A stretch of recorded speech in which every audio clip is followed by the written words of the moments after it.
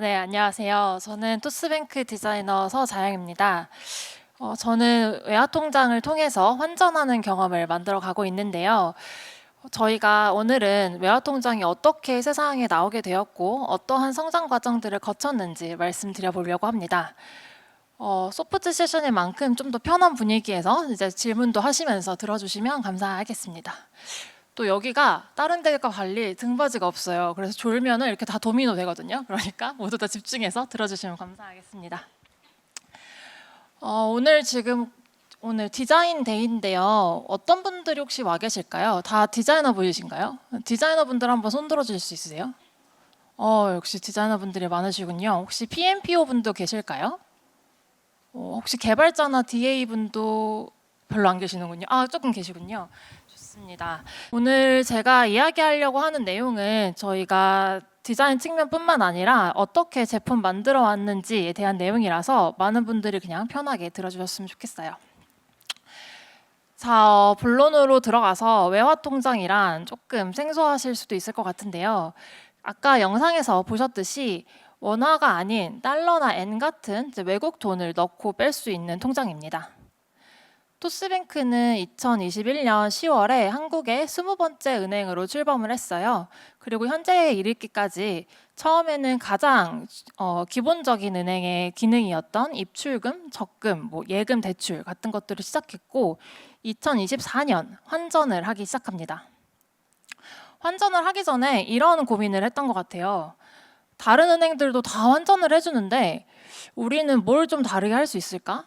그리고 거기다가 우리는 후발주자잖아요. 그래서 후발주자인 우리는 무엇을 다르게 할 수 있을까? 우리가 가지고 있는 어떤 구조적인 이점은 없을까? 이런 고민을 좀 해봤어요. 근데 생각해보면 후발주자 은행으로서 가지고 있는 큰 차별점이 하나 있습니다. 기존의 은행들은 이미 지어진 지가 오래된 그런 은행들이에요. 그래서 여기서 혁신을 해야 되면 이거를 부수고 이제 리모델링으로 혁신을 할 수밖에 없는 반면에 저희는 아예 맨 땅에서 시작을 할 수 있어요. 이게 어떻게 보면 되게 막막하고 어떻게 보면 되게 무한한 가능성인데요. 이 맨 땅에다 어떻게 우리의 환전을 지을 건데 라는 고민을 하기 시작했습니다. 그 맨 땅에 어떤 가치를 짓게 될지 저희가 세웠던 가설들은 여러 가지가 있었어요. 낮은 환전 수수료가 가장 중요한가? 아니면 환전이 조금 더 쉬워야 되나? 이게 아직도 개념이 좀 어려운가? 아니면은 저희가 인터넷 뱅킹이기는 한데 온오프라인 접근성이 조금 더 필요할까? 이런 것들을 많이 고민을 하고 이 가설들을 가지고 이제 인터뷰를 해보니까 고객들이 가장 원하는 것은 낮은 환전 수수료더라고요. 수수료 말만 들어도 되게 아깝잖아요. 그래서 사람들은 이 수수료를 최대한 낮추고 싶어 했어요. 심지어 저희 경험해 보셨겠지만 어떤 은행에 가면은 환전 수수료 50% 우대해 준다고 하고 어떤 곳에 가면 90% 우대해 준다고 하면은 좀 어딜 가야 될지 혼란스럽고 어디가 더 이득인지 좀 헷갈리기도 하죠. 그래서 저희는 이 문제를 좀 단순하게 풀어보고 싶었습니다. 저희는 새로 지은 은행이잖아요. 그래서 아예 새로운 시스템으로 환전을 만들면 수수료를 계속 낮추다 아예 없앨 수도 있겠다라는 생각을 하게 됐어요. 이게 저희의 생각으로만 그치지 않도록 여러 가지 이제 재무적 시뮬레이션을 거쳐서 아예 수수료를 없앨 구조를 찾았고 그렇게 야심차게 런칭을 했습니다. 평생 무료 환전하는 토스뱅크 외화통장이 세상에 나오게 되었어요.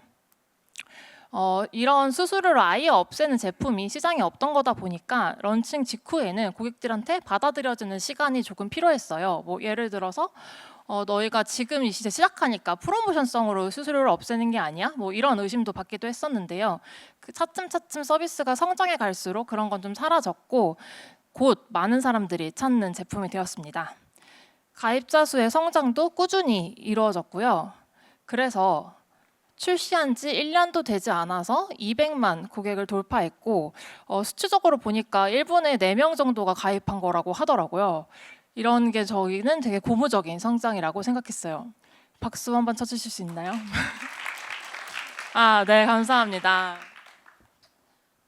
하지만 관점을 좀 돌리면 모든 게 다 좋지는 않았어요. 환전이 사실 매일 하는 행동은 아니잖아요. 그래서 외화통장을 매일 쓰는 제품은 아닐 수 있어요. 그래서인지 재방문 비율이 전체 고객의 50% 넘지 못하고 전체 고객 중에서 한 달 내 환전하는 사람들의 비율이 4분의 1 정도가 됐습니다. 일반 외화 통장에 비해서는 조금 뭐 괜찮은 수준일까라고 볼 수도 있는데 저희는 되게 대담한 제품을 만들었잖아요. 그래서 이게 우리가 정말 원했던 성장인가라고 생각했을 때 좀 아쉬웠어요. 저희가 만들고 싶었던 것은 찐 성장이었어요. 진짜 성장. 그럼 다시 이런 고민을 해보기 시작했습니다. 찐 성장이 뭐지? 우리는 어떤 방식으로 성장을 하고 싶은 거지? 앞서 말했듯이 매일 체크카드를 쓰는 것만큼, 매일 송금을 하는 것만큼 매일 환전을 하는 건 사실 어려운 일이고 그런 일상적인 서비스는 아닐 수도 있어요. 그럼 저희의 성장 전략은 환전이 필요한 순간에 외화 통장을 떠올리는 것, 그게 우리의 성장이라고 정의를 해봤습니다. 이런 용어를 마케팅 용어로는 최초상기라고 하더라고요. 그 최초상기란 어떤 말을 들었을 때 가장 먼저 떠오르는 제품을 말하는데요.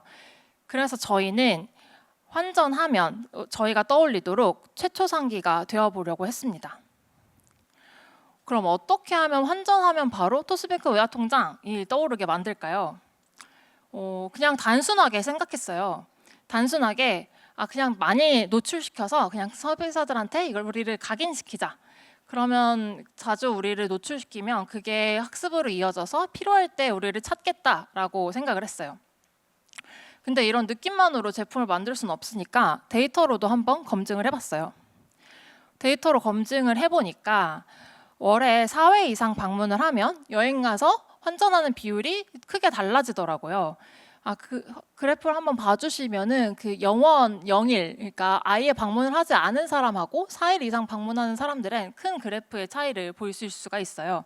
저희는 이런 자료들을 바탕으로 서비스에 방문하면 저희한테 익숙해지고 그러면 필요할 때 우리를 찾게 될 것이다 라는 생각을 하게 됐습니다.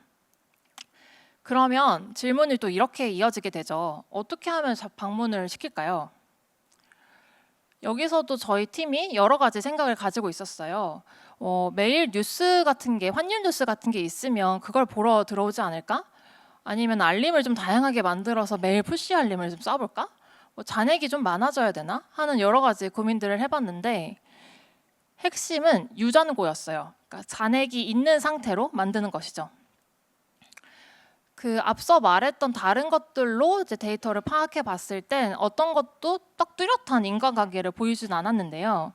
반면에 직전 월에 잔고가 있고 없음에 따라서 또 그 잔고의 양에 따라서 그 다음 달에 방문하는 비율은 크게 달라지더라고요.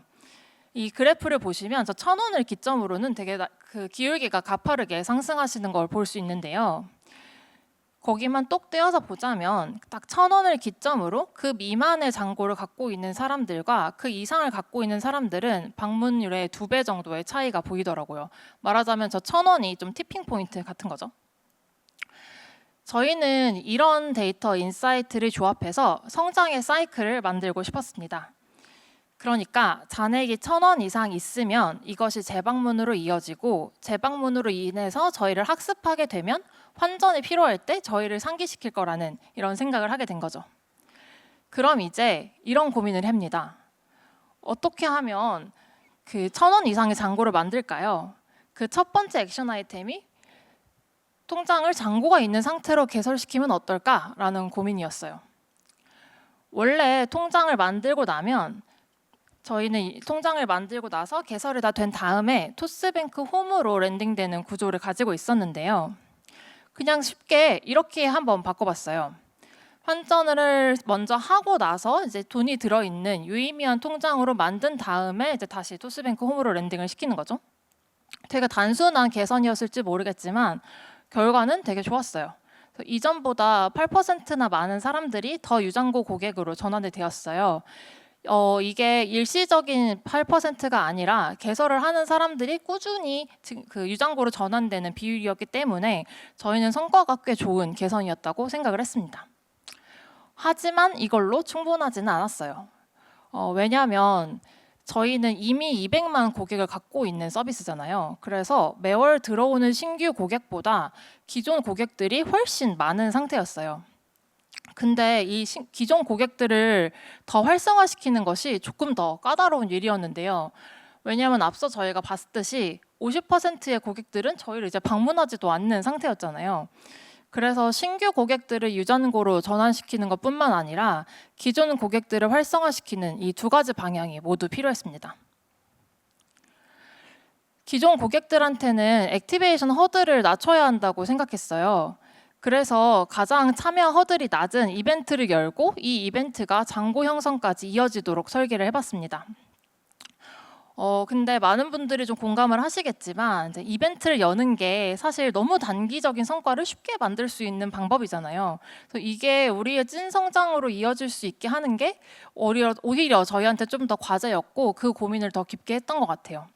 그 고민 끝에 나왔던 이벤트가 매일 환율 맞히기라는 것인데요. 그 고객들이 매일 들어와서 다음 날 환율이 오를지 내릴지를 맞히고 그 다음 날의 결과를 보고 만약에 맞으면 소액의 달러 리워드를 제공하는 것이었습니다. 이미 토스 증권에서 환율이 아닌 주식으로 비슷한 출석 체크를 하고 있어서 고객들한테 매우 친숙하기도 해서 저희는 되게 큰 장점이 가지고 있다고 생각했어요. 게다가 이런 이벤트는 3, 4일 만에 끝나는 게 아니라 좀 꾸준히 할 수 있는 것도 큰 장점이었고요. 3달 동안 저희가 쭉 진행을 해보니까 고객들한테 이런 목소리들을 들을 수 있었어요. 지식도 쌓이는 것 같고 이득이 생긴다. 경제 공부가 된다. 환율에 대한 관심이 간다. 이런 정성적인 피드백을 받아볼 수 있었는데요. 숫자는 어땠을까요? 저희가 이 이벤트가 단기적으로 끝나는 게 아니라 기존 고객들의 방문 그리고 잔고 변화까지 만들어내는 게 목표였잖아요. 일단 방문은 크게 증가했습니다. 리텐션이 이 이벤트를 시작하기 전보다는 10%가량 올랐고요. 꾸준히 참여하는 사람들이 늘고 또 그 고객들이 정답을 맞히면서 이제 달러 리워드를 받아가게 되면서 영원 잔고의 고객들을 5배 감소시키고 소액 잔고가 2배 증가했어요. 근데 이 숫자들을 봤을 때 어떠세요? 어떤 생각이 드시나요? 그냥 이거 돈 줘서 만들어 놓은 숫자 아니야? 저거 사실 그냥 리워드로 준 돈들이잖아 라고 생각이 하실 수 있을 것 같아요. 이거는 저희의 성장의 사이클이라고 볼 수는 없을 것 같은데 이걸 어떻게 성장의 사이클로 확장시켰을까요? 저희가 다른 방면으로 시도한 것은 환전의 허들을 낮추는 일이었는데요. 외화 모으기라는 기능으로 환전의 허들을 낮춘 새로운 기능을 출시했습니다. 그 여행을 갈 때 한 번에 큰 돈을 환전하는 게 아니라 평소에 조금씩 부담 없이 환전하는 그런 경험을 제안해 본 건데요. 이 결과 고객들의 잔고 수준을 크게 변화시킬 수 있었어요. 환전을 어렵게 생각하지 않고 쉽게 1,000원씩, 1달러씩 모아보라는 메시지가 워킹을 한 것 같아요. 신기했던 부분은 1달러랑 1,000원씩 모은 돈을 한 달에 합치고 보면은 2만 원에서 14만 원 정도 환전을 해요. 근데 이 고객들의 잔고 중과분을 이제 추적을 해보니까 실제로는 20에서 30만 원 정도의 차이가 있던 거예요. 그러니까 14만 원은 이 모으기라는 기능을 통해서 환전을 하고 16만 원 정도는 그냥 직접 환전을 한 것이죠. 그 모으기라는 기능을 쓴 게 아니라 이런 부담 없는 자금 환전이 어떤 마중물 역할을 한 건데요. 이게 저희가 그 다음을 이벤트라 환전으로 하는 경험을 엮게 되는 그런 고리가 되었습니다. 그 아까의 이벤트 기억하실까요? 그 이벤트에서 저희가 정답을 맞히면 소액의 달러 리워드를 받을 수 있었잖아요. 그래서 처음에 방문도 하지 않고 잔고도 없었던 고객들이 가장 허들이 낮은 이벤트에 참여해서 소액의 잔고와 방문으로 이어지게 됩니다. 그렇게 되면은 이 소액 잔고와 이벤트로 형성된 환율에 대한 관심이 또 그 다음 낮은 허들인 외화 모으기로 이어지게 됐어요. 그러면 아까도 보셨듯이 이렇게 만들어진 작은 환전들의 경험이 또 마중물 역할을 해서 더 큰 환전으로 이어지게 되는 거죠. 결과적으로 잔액이 커지는 이런 형성의 사이클이 가속화됐습니다. 저희는 이 사이클을 통해서 평소에 잠자고 있는 의미 없는 외화통장이 아니라 방문할 이유가 있고 내 돈이 있는 외화통장으로 바뀌어서 환전하면 외화통장을 떠올리도록 만들려고 합니다. 여기까지 잘 따라오셨을까요? 꽤 길게 얘기를 했는데 정리하자면 저희의 외화통장의 출시부터 성장까지는 계속 정확한 성장의 레버가 뭔지 찾는 과정이었던 것 같아요. 제품을 만들다 보면은 하고 싶은 게 진짜 많아져요. 아까도 여러 가지 아이디어가 있었듯이 환율이 매일 변하니까 뉴스를 보여주면 어때요? 여행 갈 때 써야 되니까 더치페이 기능들 있으면 어떨까요? 주식처럼 지정 환율에 사고 팔 수 있는 기능이 있으면 진짜 편리할 것 같은데요. 이런 아이디어들이 정말 많이 넘쳐났어요. 이 중에서 몇 개는 실제로 개발도 해봤고 좋은 반응을 얻은 것도 있었는데요. 이런 것들에 딥다이브 하기 전에 항상 질문을 먼저 해야 되는 것 같습니다. 그것이 진짜 우리가 원하는 진짜 성장일까요? 정확한 성장 레버를 찾고 그게 좋은 UX랑 이어졌을 때 저는 찐 성장이 일어난다고 생각해요. 근데 이 정확한 성장 레버를 찾는 것도 쉽지가 않은 일이에요.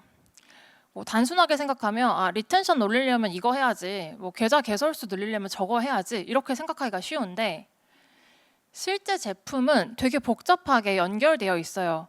그래서 이 꼬인 연결고리들을 파헤치고 이어주고 이 중에서 강력한 레버가 뭔지를 알아내는 게 우선인 것 같아요.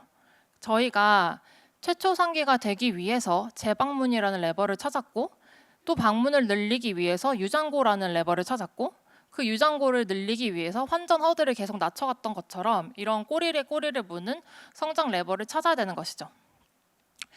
이 정확한 성장 레버를 찾은 다음에 해야 되는 게 최상의 UX를 찾는 일인 것 같습니다. 정말 승부를 봐야 되는 경험이 있다면 치열하게 실험하면서 만들어 가야 돼요. 지금 보시는 이 수많은 슬랙들은 이 화면에서 문구 하나 정하기 위한 실험이었어요. 1달러로 할지 1,000원으로 할지 뉴욕이라고 구체적으로 얘기를 할지 여행 경비라고 넓게 말할지 이렇게 여러 가지 문구를 짜면서 이제 최종의 문장을 만들기 위한 실험이었는데요. 앞서 보여드렸던 이벤트도 마찬가지였어요. 이벤트를 진행하면서도 목표 달성을 위한 그 문제 퍼널들을 계속 개선해 나가면서 최적의 결과를 만들어냈는데 정리하자면 이런 집착적인 퍼널 개선, 좋은 UX 그 이전에 가장 중요한 건 우리한테 이게 정말 필요한 성장 레버인가? 이걸 생각해 보는 게 우선인 것 같습니다. 요즘 제가 자주 생각하고 있는 말로 마무리하려고 하는데요. 이건 트위터 창업자 잭도 씨가 강연하는 영상을 보고 저도 되게 인상 깊게 봐서 메모를 해뒀는데 모든 디테일을 완벽하게 하고 그 디테일의 수를 제한하는 거 이게 좋은 제품을 만드는 길이라고 하더라고요. 성장 레버를 찾아서 그 정확한 성장 레버를 집착적으로 개선해 나가는 것도 이것과 아주 동일한 과정인 것 같아요. 오늘 저의 경험이 도움이 되셨으면 좋겠고 들어주셔서 너무 감사합니다.